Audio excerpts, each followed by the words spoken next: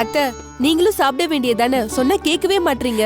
அம்மா போதும் போதும், வேணும்னா கேக்குறேன். போதுமா அம்மா? வேணாம்மா. சாப்பிடணும்ப்பா. என்ன நீ இதுக்கே வேண்டான்னு சொல்ற? சாப்பிடுங்க.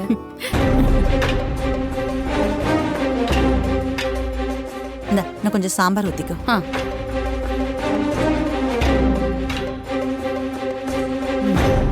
போதும் போதும்.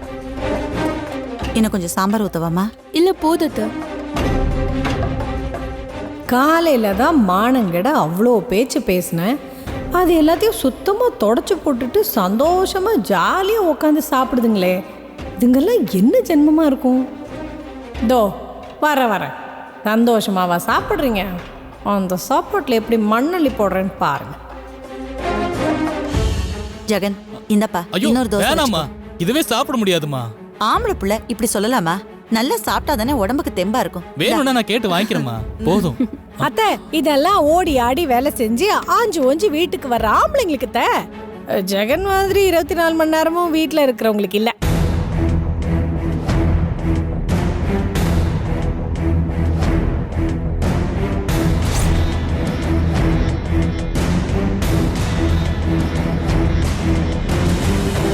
என்ன ஜெகன், ஏன் சாப்பிடுறத நிறுத்திட்டீங்க? சாப்பிடுங்க, நல்லா சாப்பிடுங்க.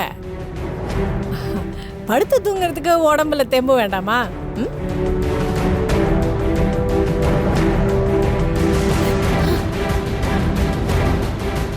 அக்கா, எதுக்குக்கா இவர்கிட்டயே பிரச்சனை பண்ணிட்டு இருக்கீங்க? உங்களுக்கு அவர் என்னக்கா பாவம் பண்ணாரு? ஒரு ஆம்பளை வேலைக்கு போகாம வீட்டுல இருக்கிறதே பெரிய பாவம். என்ன பேச்சு பேசுற நீ?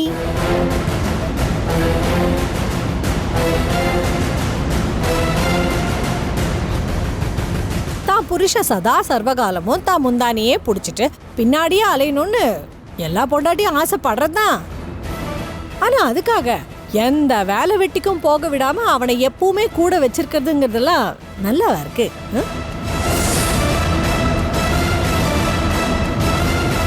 இப்போ எனக்கும் தான் என் புருஷன் பக்கத்துலயே இருக்கணும், அவன் கூடயே பேசணும், சிரிக்கணும், விளையாடணும்னு ஆசாசியா தான் இருக்கு. அதுக்காக அவரை வேலைக்கே போகாதீங்க, என் கூடயே இருங்கன்னு சொன்னா அது நல்லா இருக்குமா? அப்படியே சொன்னாலும் அதை கேட்டுட்டு என் புருஷன் வீட்டோட தான் இருந்துருவாரா? சாச்சா, அவரு அப்படியெல்லாம் இருந்துட மாட்டாரு. என் புருஷன் இல்ல, எந்த மானமுள்ள மனுஷனும் அப்படி இருக்க மாட்டான்.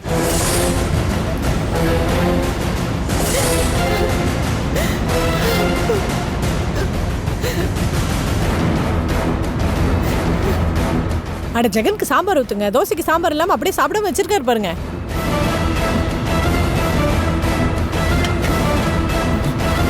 என்னங்க?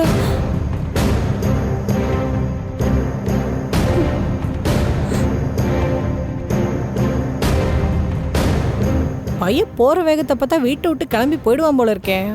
Very good Durga, very good. இதே ரூட்ல போய் அடுத்த டிக்கெட்டையும் காலி பண்ணு.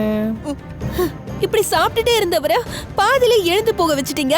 உம்மா, இதெல்லாம் நான் என்ன எனக்காகவா பண்றேன்? உனக்காக தானே பண்றேன். உன் நல்லதுக்காக தானே பண்றேன். இந்த வயசுல உன் புருஷனுக்கு ரோஷம் வரலனா அப்புறம் எந்த வயசுல அவனுக்கு ரோஷம் வரும்? இல்ல, நாளைக்கே உனக்கு ஒரு குழந்தை குட்டின்னு ஆயிடுச்சுன்னா நீ எப்படிமா சமாளிப்ப? கொஞ்சம் யோசிச்சு பாரு. இல்ல, நான் தெரியாம தான் கேக்குறேன். ஒருத்தர் சம்பாரிச்சு அத ஒட்டுமொத்த குடும்பமும் வளைச்சு கட்டி தின்னா இந்த குடும்பம் எப்படி உருப்படும்? எப்படி வாழ்க்கையில முன்னுக்கு வரும் சொல்லுங்க?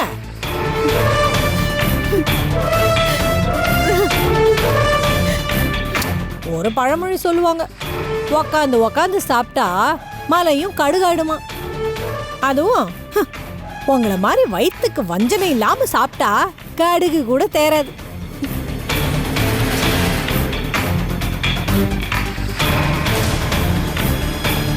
உன் புருஷனை வேலைக்கு போக சொல்லு, சம்பாரிச்சு கொண்டு வர சொல்லு. அதை வச்சு குடும்பமே மூக்கு பிடிக்க சாப்பிடுங்க. யாரு வேணான்னு சொன்னது?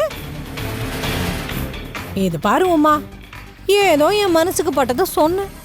இதுக்காக நீயும் கோச்சுக்கிட்டு சாப்பிடாம போயிடாதம்மா. விக்கிற விலைவாசிக்கு சாப்பாடை வேஸ்ட் பண்ண கூடாது உமா.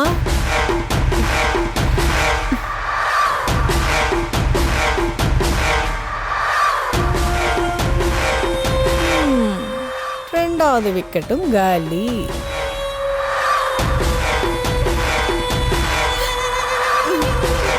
நீங்க 2 பேரும் ஏன் பாக்குறீங்க?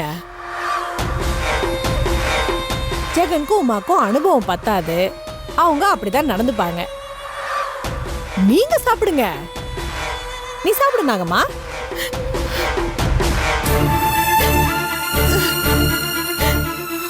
ஐயோ காமாட்சி, என்ன அண்ணே, சாப்பிட சொல்றீங்களா? இதுக்கப்புறமா இது சாப்பிட்டா இது ஒரு சாப்பாடாவே இருக்காது அண்ணே.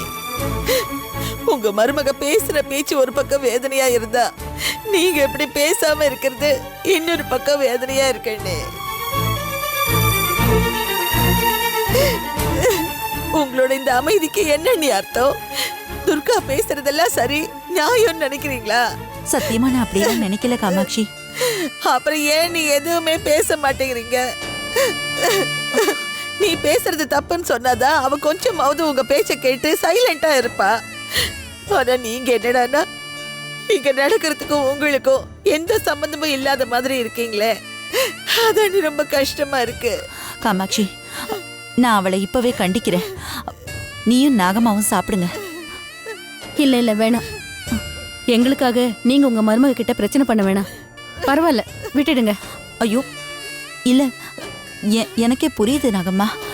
இதுக்கப்புறமும் நான் பேசாம இருக்கிறது சரியில்லை. இந்த பிரச்சனைக்கு ஒரு முற்றுப்புள்ளி வைக்கணும்னா நான் இப்ப இதை பேசிதான் ஆகணும். நீங்க 2 பேரும் சாப்பிடுங்க, நான் வந்துடுறேன்.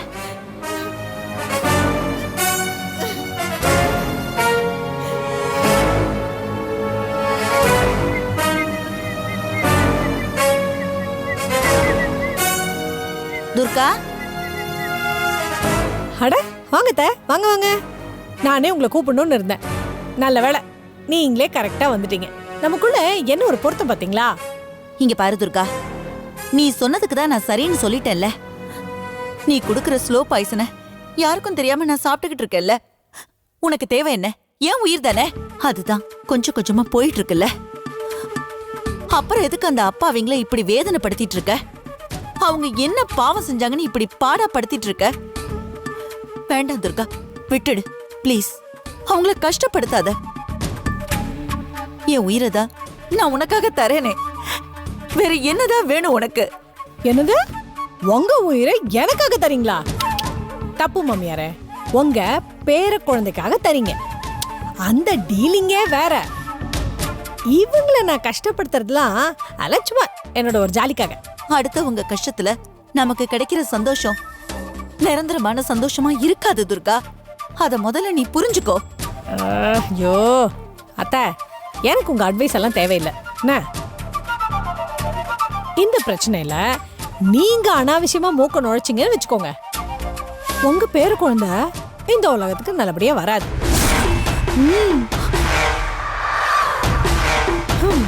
அதனாலதான் சொல்றேன், பேசாம வாயை மூடிட்டு இருக்கிறது தான் உங்களுக்கும் நல்லது, எனக்கும் நல்லது, உங்க பேர குழந்தைக்கும் நல்லது.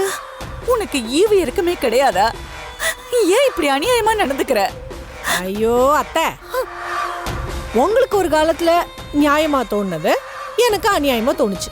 இப்போ உங்களுக்கு அநியாயமா தோன்றது எனக்கு ரொம்ப ரொம்ப நியாயமா தோணுது.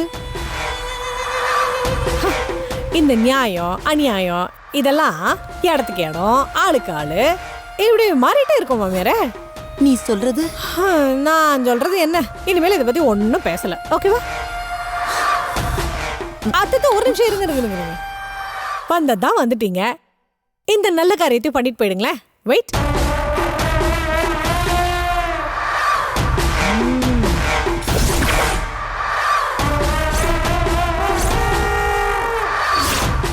என்ன பாக்குறீங்க? நல்ல சுண்ட காய்ச்சின பால், கொஞ்சம் நான் சொன்ன அந்த ஸ்லோ பாய்சன் கலந்துருக்கேன். ஏக்தம் ஒரே கல்ப்ல அடிங்க பார்க்கலாம்.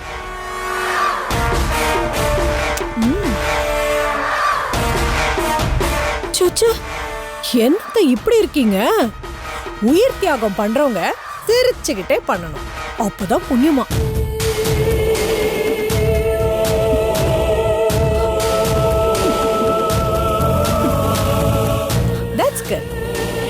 நீங்க சிரிக்கிறப்போ அந்த கண்ணத்துல குழி விழுது பாருங்க, செம அழகா இருக்குதா.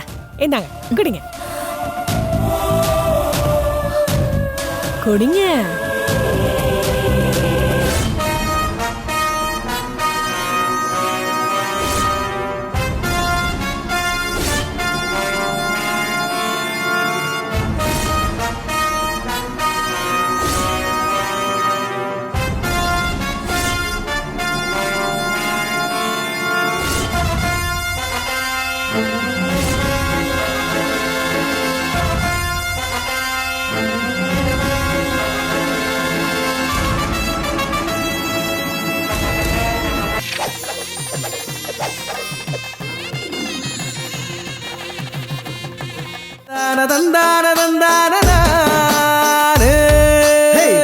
மலையழகு ஆதாரமா உள்ளவர இந்த ஊரு உலகமே செழிச்சு வாழ இல்ல குற.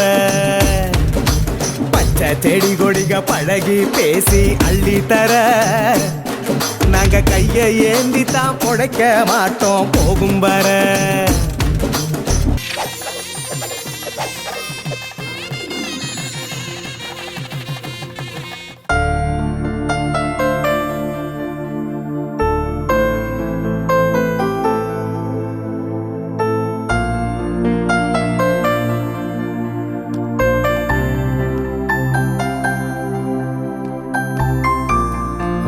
Hi sir, good morning. Morning. என்ன சார் எப்படி இருக்கீங்க? இந்த ஃபைலில் நீங்கள் கையெழுத்து ஒன்று போடணும். கையெழுத்தா? இப்போது புதுசாக ஒரு டெண்டர் விட்டுருக்காங்கல்ல, அதை கான்ட்ராக்டர் வடிவேலு கொடுக்குறதா நான் முடிவு பண்ணியிருக்கேன். அதனால இதில் நானே எல்லாமே புதுசாக ரெடி பண்ணி கொண்டு வந்திருக்கேன். நீங்கள் சைன் மட்டும் போட்டால் போதும். என்ன விளையாடிட்டு இருக்கியா? ஏற்கனவே போன கான்ட்ராக்ட்ல அந்த வடிவேல அவ்வளோ ஃப்ராட் தானே பண்ணியிருக்கான். திரும்ப எப்படி அவனுக்கு கான்ட்ராக்ட் கொடுக்க முடியும்? நீங்கள் கையெழுத்து போட்டால் கொடுக்கலாம் சார். போடுங்க சார். உனக்கு எவ்வளவு தடவை சொல்றது? என்னால கையெழுத்து போட முடியாது. மரியாதை எடுத்துட்டு போ. எனக்கு தெரியும் சார் நீங்கள் கையெழுத்து போடுவீங்கன்னு. போடுங்க சார். வர வர உன் பேச்சு நடவடிக்கை எல்லாம் மாறிடுச்சு. மரியாதையை கிளம்புன்றல சார். இந்த குழந்தைங்களை தூங்க வைக்கிறதுக்கு அப்பா அம்மாலாம் ஒரு கதை சொல்லுவாங்க பார்த்துருக்கீங்களா? அந்த மாதிரி நான் இப்போ உங்களுக்கு ஒரு கதை சொல்லலான்னு இருக்கேன் சார். அப்போ தான் நீங்கள் கையெழுத்து போடுவீங்கன்னு நினைக்கிறேன். கதை சொல்லட்டுமா? கதை 4 கதை. சூப்பர் கதை சார். காட்டுக்குள் நடந்த காதல் கதை. ஓப்பனிங்கே செம்மையா இருக்கும் சார். ஒரு ஃப்ரெண்டை காப்பாத்துறதுக்கு 2 பேர் காட்டுக்குள்ள போனாங்களாம். ஆனா அந்த ஃப்ரெண்டு எப்படியோ தப்பிச்சு போயிட்டா. இவங்க மாட்டிக்கிட்டாங்க. அந்த விஷுவல் அப்படியே கொஞ்சம் நீங்க ஃபீல் பண்ணி பாருங்க சார். காடு, நைட்டு, இருட்டு, தனிமை. Stop it sir. அதுக்கப்புறம் என்ன நடந்ததுன்னு நீங்க என்ன அடிச்சு கேட்டாலும் சொல்ல மாட்டேன் சார். ஏன்னா நான் நல்ல குடும்பத்தை சார்ந்த பையன் சார். இப்போ கையெழுத்து போடுவீங்கன்னு நினைக்கிறேன்.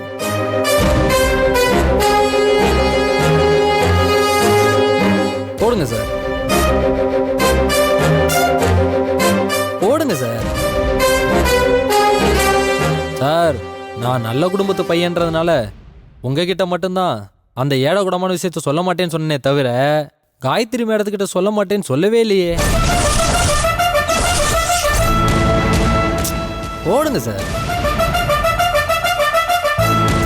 போடுங்க சார். சார், கையெழுத்து போடுங்க சார். போடுங்க. வாங்குங்க சார்.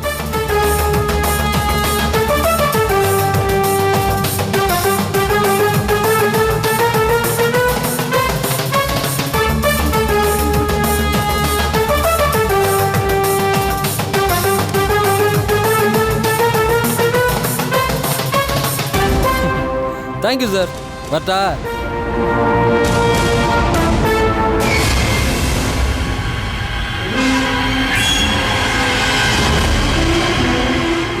சார், இந்த விஷயம் எனக்கு எப்படி தெரியும் நீங்க என்கிட்ட கேட்கவே இல்லையே. நேத்து ஹாஸ்பிட்டலுக்கு வந்திருந்தேன். அப்போ நீங்களும் சுப்புவும் ரேணியா கிட்ட பேசிட்டு இருந்ததை நான் கேட்டேன். அப்போவே அதிர்ஷ்ட காத்து என் சைடு வீசுதுன்னு நான் முடிவு பண்ணிட்டேன் சார். வரட்டா?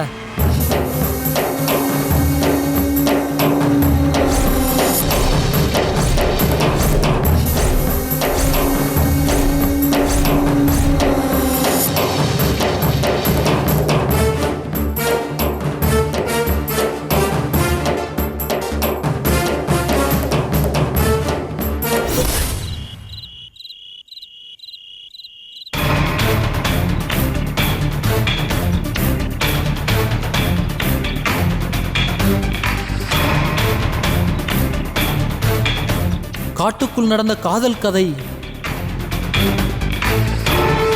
ஒரு ஃப்ரெண்டை காப்பாத்துறதுக்கு 2 பேர் காட்டுக்குள்ள போனாங்களாம். ஆனா அந்த ஃப்ரெண்டு எப்படியோ தப்பிச்சு போயிட்டா. இவங்க மாட்டிக்கிட்டாங்க.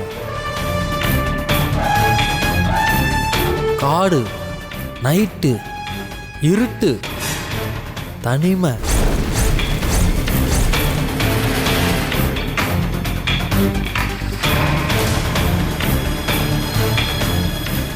உங்ககிட்ட மட்டும்தான் அந்த ஏடகுடமான விஷயத்த சொல்ல மாட்டேன்னு சொன்னே தவிர காயத்ரி மேடத்துக்கிட்ட சொல்ல மாட்டேன்னு சொல்லவே இல்லையே.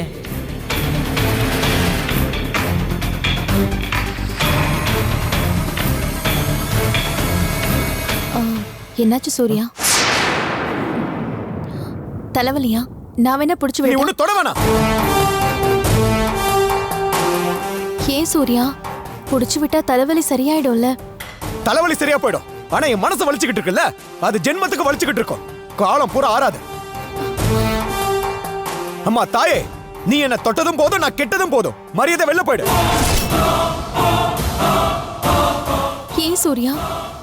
நான் இவ்ளோ சொல்லியும் திரும்ப திரும்ப என் மேல கோவப்பட்டுக்கிட்டே இருக்கீங்களே, இது உங்களுக்கே நியாயமா? நியாயம், நீதி, நேர்மை எல்லாம் என்ன என் மூஞ்சில கால் துப்பிட்டு போயிடுச்சு. எப்ப நான் என் காயத்ரிக்கு இப்படி ஒரு நம்பிக்கை துரோகம் பண்ணணும், எனக்குள்ளேயே சரி என்ன சுத்தியும் சரி எல்லாமே தப்பு தப்பா தான் நடந்துகிட்டு இருக்கு. இன்னும் என் வாழ்க்கையில என்னென்னலாம் நடக்க போகுதோ எனக்கு எதுவுமே தெரியல. ஏன் இப்படி பேசுறீங்க? வேற எப்படி பேச சொல்ற? புத்துக்குள்ள இருந்து பாம்பு தலை நிற்ற மாதிரி ஒவ்வொரு பிரச்சனையா வெளியில வந்துகிட்டு இருக்கு. அதெல்லாம் கண்டிப்பா என்ன கொத்திட்டு தான் போகும்.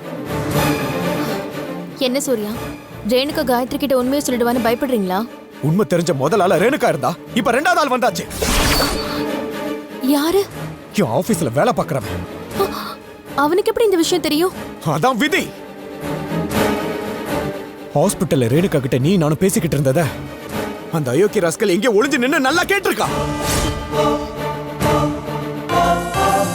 அதை வச்சு காயத்ரி கிட்ட சொல்லிடுவேன்னு என்ன பிளாக்மெயில் பண்ணிக்கிட்டு இருக்கான். முக்கியமான ஒரு டெண்டர் விஷயத்துல அவனுக்கு வேண்டப்பட்ட ஒருத்தனுக்கு அவனுக்கு கான்ட்ராக்ட் கிடைக்கிற மாதிரி ஃபைல் ரெடி பண்ணி என்ன மிரட்டி அதுல கையெழுத்து போட வச்சுட்டான். ரேணுகா எந்த நேரத்துல காயத்ரி கிட்ட ஏதோ ஒரு ஃபைல்ல கையெழுத்து போட்டு அந்த கவலையிலேயே இருக்குன்னு சொன்னாலும் தெரியல. இப்ப நிஜமா ஒரு ஃபைல்ல கையெழுத்து போட்டு இந்நேரம் வரைக்கும் தவிச்சுக்கிட்டு இருக்க. என்னோட ஒரே ஒரு கையெழுத்து இப்ப என் தலையெழுத்தி மாத்த போகுது. எனக்கு இப்போ என்ன பண்றதுனே புரியல. ஏன் சூர்யா, அது அவ்வளவு பெரிய பிரச்சனையா? ஆமா, நான் இப்போ ஒரு கையெழுத்து போட்டுட்டு வந்திருக்கேனே ஒரு கான்ட்ராக்டர். அவன் நம்பர் 1 அயோக்கிய. ஏற்கனவே அவன் மேல ஏகப்பட்ட ரிமார்க்ஸ் இருக்கு. அந்த மாதிரி ஒரு ஆளுக்கு நான் இப்போ ஒரு கான்ட்ராக்ட் சாங்ஷன் பண்ணிருக்கேன்னா இது நிச்சயமா ஒரு பிரச்சனை வந்துதான் தீரும். உண்மைங்கிறது நெருப்பு மாதிரி, அது என்னைக்காவது ஒரு நாளைக்கு அது நம்மள சுட்டு சாம்பலாக்கும் ரேணுகா சொன்னால. இப்பதான் அந்த நெருப்பு கொஞ்சம் கொஞ்சமா எரிய ஆரம்பிச்சிருக்கு. அது என்ன சாம்பலாக்காம விடாது. ஐயோ சூர்யா, ப்ளீஸ் திரும்ப திரும்ப இப்படி விரக்தியா பேசுறத முதல்ல விடுங்க. நடந்த தப்புக்கு நீங்க எந்த விதத்திலையும் காரணம் இல்ல. பொறுமையா இருங்க. எல்லா பிரச்சனைக்குமே ஒரு சொல்யூஷன் இருக்கு. முதல்ல அதை நம்புங்க. நீங்க டென்ஷன் ஆகாதீங்க.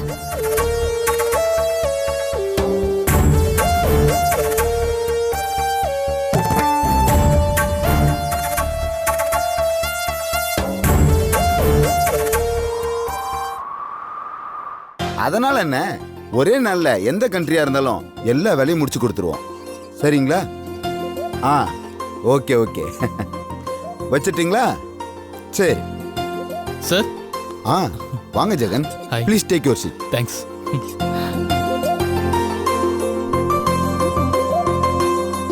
உங்க ரெஸ்யூம் மற்ற டீட்டெயில்ஸ்லாம் பார்த்தேன்.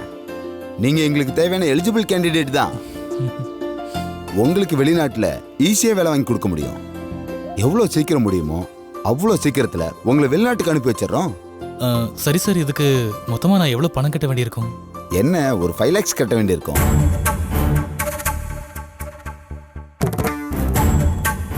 என்ன யோசிக்கிறீங்க? வேலை கிடைச்சி ஃபாரின் போயிட்டு 3 மாசத்துல அந்த பணத்தை ரெக்கவர் பண்ணிடலாம். இல்லை சார், இவ்வளோ பெரிய அமௌண்ட்டை எப்படி ரெடி பண்ணுறதுன்னு தெரியல. வாய்ப்பு ஒரு தடவை தான் வரும், அதை கப்புன்னு பிடிச்சிக்கணும். விட்டோம்னா அவ்வளோதான். எப்படியாவது பணத்தை ரெடி பண்ணுங்க. ரொம்ப லேட் பண்ணாதீங்க. ஏகப்பட்ட பேர் முட்டி மோதிக்கிட்டு இருக்காங்க. அப்புறம் நல்ல வேலை உங்களுக்கு கிடைக்காம வேற யாருக்காவது கை நழுவி போயிட போகுது. சரி சார், நான் பணத்தை ரெடி பண்ணிட்டு உங்களை வந்து பார்க்குறேன். ஓகே ஜெகன், பணத்தை நாங்கள் வாங்கிக்கிட்டு ஏமாத்திடுவோமோ இல்லை உங்களை வெளிநாட்டுக்கு அனுப்பாமல் விட்டுருவோமோன்னு அனாவசியமாக பயப்படாதீங்க. ஏன்னா நீங்கள் இன்ஸ்பெக்டர் முத்தையாவோட ரிலேஷன். உங்களை நல்லபடியாக வெளிநாட்டுக்கு அனுப்ப வேண்டியது எங்களோட கடமை. நம்பிக்கையா இருங்க. சரி சார், ரொம்ப thanks sir. All the best. சீக்கிரம் பணத்தை ரெடி பண்ணிட்டு வாங்க. எப்பவுமே இங்கே வர்றவங்கள்ட்ட நாங்கள் சொல்கிறது ஒன்று தான், நல்ல வேலை தான் நல்ல வாழ்க்கை. நீங்கள் இப்போ வெளிநாட்டுக்கு போக போகிறது வேலைக்காக இல்லை, வாழ்க்கைக்காக.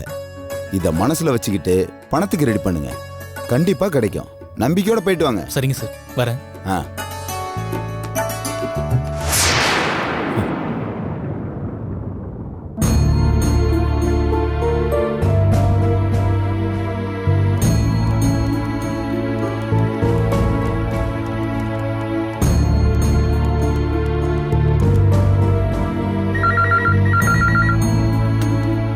ஹலோ சூர்யா, சொல்லுங்க சார். என் கேபினுக்கு வாங்க. இது வரேன் சார், 2 minutes.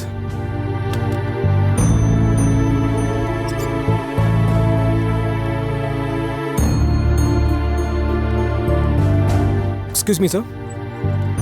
சொல்லுங்க சார். என்னையா இது?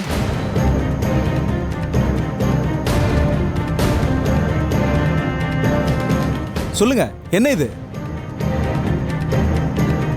Tender contract file sir. ஏன் சூர்யா, இது எவ்வளவு முக்கியமான ப்ராஜெக்ட். அதை போய் அந்த வடிவேலுக்கு சாங்ஷன் பண்ணி சைன் போட்டு கொடுத்துருக்கீங்க. அந்த வடிவேல் கிட்ட எவ்வளவு பணம் வாங்குனீங்க? ஐயோ, அந்த மாதிரிலாம் எதுவும் இல்லை சார். சொல்லுங்க, நகையா பொருளா? நிஜமா சார், அந்த மாதிரிலாம் எதுவும் இல்லை. அப்புறம் வேற எதுக்காக இந்த ஃபைல்ல கையெழுத்து போட்டீங்க?